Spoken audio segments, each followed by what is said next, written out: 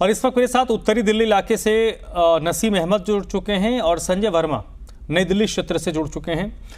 नसीम, सबसे पहले आप बताइए, आज जो बारिश हुई है उससे किस तरीके की परेशानी हुई, कहां पर वाटर लॉगिंग हुई है उत्तरी दिल्ली इलाके में?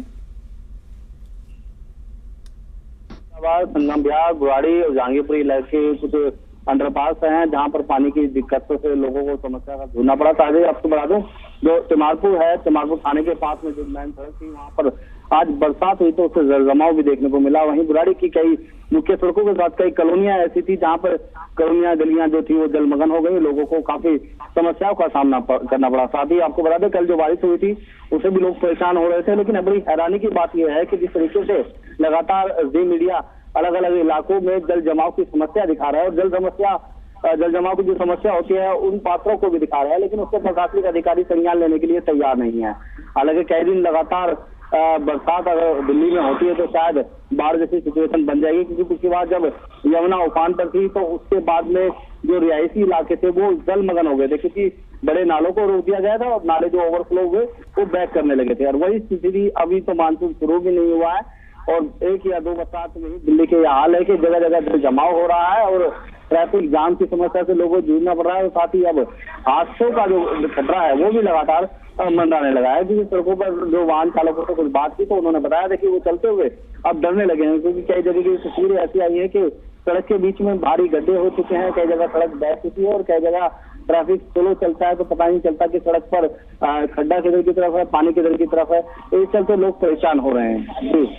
ठीक है, नसीमा बनी रहिएगा। संजय का रुख कर लेते हैं जो नई दिल्ली इलाके से जुड़े हुए हैं। संजय, नई दिल्ली क्षेत्र में क्या आज वाटर लॉगिंग की समस्या देखी गई है? कहाँ ज्यादा अगर परेशानी, किस क्षेत्र में ज्यादा परेशानी हुई है?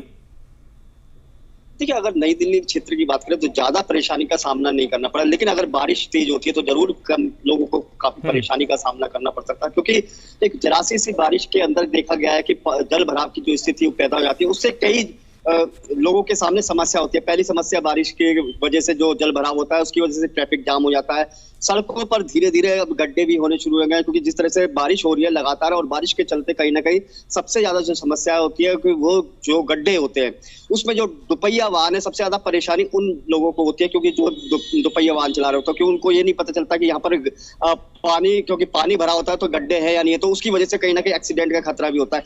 लेकिन सबसे बड़ी बात यह है कि जिसको लेकर कहा जाता है कि बारिश जब भी आती है दिल्ली में पूरी स्थिति जलमग्न की हो जाती है, नदियां जो है वो नहर बन जाती है। तो इसके लिए सबसे बड़ी दिक्कत यहाँ पर यह है कि जो ड्रेनेज सिस्टम है, ड्रेनेज सिस्टम जो है काफी पुराना है और ड्रेनेज सिस्टम को अभी तक सुधारा नहीं गया। और जब तक ड्रेनेज सिस्टम को सुधारा नहीं जाएगा दिल्ली के, तब तक ये समस्या हमेशा बनी रहेगी, क्योंकि जिस तरह से लगातार बारिश होती है और बारिश के बाद जो जल भराव की स्थिति होती है उसकी वजह से ट्रैफिक जाम होता है, लोगों को सबसे ज्यादा परेशानी होती है, घंटों घंटों जाम में फंसना पड़ता है। लेकिन इस तरफ कभी ध्यान नहीं दिया जाता। हालांकि सरकार लगातार, प्रशासन ये दावा करता है कि हमने नालों की सफाई कर ली, ड्रेनेज सिस्टम को जब तक सुधारा नहीं जाएगा, सीवरेज सिस्टम, क्योंकि जो पानी सीवरेज का है वो नालों में जाता है और नालों से वो नदी में जाता है, लेकिन जब तक वो सिस्टम पूरी तरह से दुरुस्त नहीं किया जा सकता तब तक ये समस्या दिल्ली वालों के लिए हमेशा बनी रहेगी। काफी समय हो गया इसको लेकर चर्चा की गई, लेकिन ड्रेनेज सिस्टम में सुधार नहीं किया गया।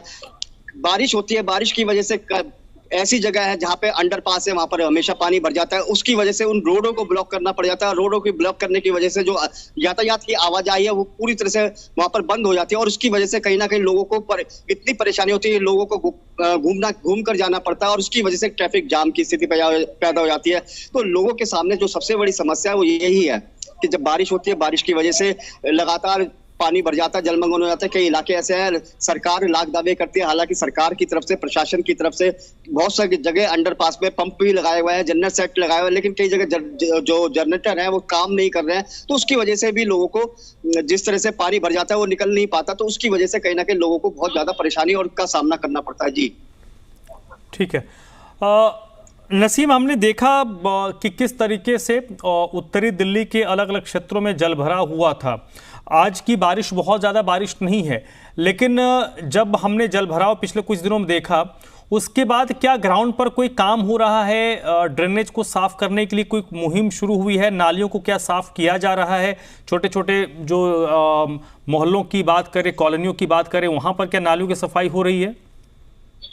मैं आपको बता दूं, जिस तरीके से लगातार जल जमाव हो रहा है, लोग परेशान हो रहे हैं, उसको लेकर शिकायत पत्राचार भी लगातार स्थानीय लोगों की तरफ से किया जा रहा है। लेकिन बड़ी हैरानी की बात यह है कि प्रशासनिक अधिकारी कोई भी संज्ञान लेने के लिए अभी तक तैयार नहीं है। लेकिन कुछ इलाकों में जहां जल जमाव ज्यादा हो रहा है और जहां पर पानी की निकासी का कोई स्रोत नहीं है, वहां पर पंप जरूर लगाए गए हैं और वाटर पंप लगाकर उस पानी को वहां से दूसरी जगह ले जाने का काम जरूर किया जा रहा है। लेकिन वो एक स्थायी समाधान नहीं है, क्योंकि हर बार जो सवाल इंसान खड़े होते हैं, फ्लड विभाग हो या पीडब्ल्यूडी हो, जब दिल्ली में बरसात होती है और जल जमाव होता है तो जल जमाव में पानी की निकासी को लेकर आखिर प्रॉपर तरीके से जो बड़े नाले हैं, ड्रेनेज सिस्टम, उसको साफ क्यों नहीं किया जाता।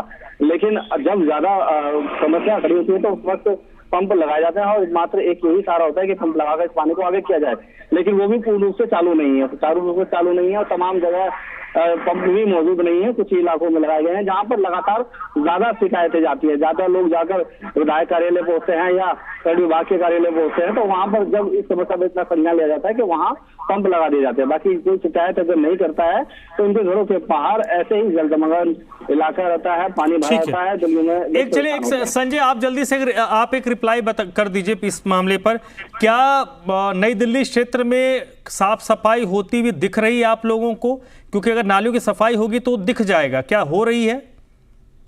तो देखिए, अगर बात करूं नई दिल्ली खाली एनडीएमसी के इलाके की, तो वहां सफाई हो गई, लेकिन बहुत सी ऐसी जगह जहां पे अभी भी सफाई नहीं हो रही। सबसे बड़ी बात यह है कि जिस तरह से बारिश हो रही है, आने वाले समय में मानसून क्योंकि चल रहा है और आने वाले समय में जिस तरह से बीमारियों का खतरा भी बढ़ता जाएगा, क्योंकि जिस तरह से लगातार बारिश हो रही है, कहीं ना कहीं अब बीमारियां भी जो बढ़ने लगे, चाहे वो डेंगू, चिकनगुनिया, इस तरह की महामारी, तो इसको भी रोकने के लिए सरकार की तरफ से, प्रशासन की तरफ से कदम उठाने चाहिए। हालांकि सफाई व्यवस्था की कोशिश की जा रही है, लेकिन जिस तरह से धरातल पर वो जो सफाई व्यवस्था होनी चाहिए वो नजर नहीं आ रही। जी बहुत बहुत शुक्रिया नसीम आपका, और संजय आपका भी बहुत बहुत शुक्रिया इस पूरी बातचीत के लिए।